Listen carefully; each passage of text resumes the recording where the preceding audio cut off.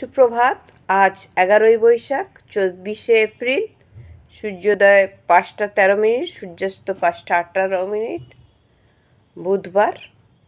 আমি এর আগের ভিডিওতে বলেছিলাম বুধ হলেন গিয়ে চন্দ্রের পুত্র। আজ বলবো বুধ কীভাবে চন্দ্রের পুত্র হলেন।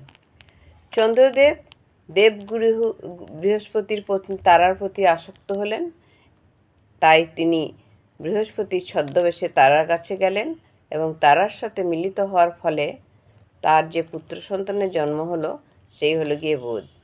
বুধকে বৃহস্পতির মতন এত জ্ঞানী পিতার ছত্রছায়ার নিচে মানুষ হয়েছিলেন, আর চন্দ্রের মতন শক্তিশালী গ্রহের পুত্র হওয়ার কারণে তিনি শক্তিশালীও বটে আর বুদ্ধিমানও বটে, আর একটি নবগ্রহের মধ্যে একটি গ্রহও বটে।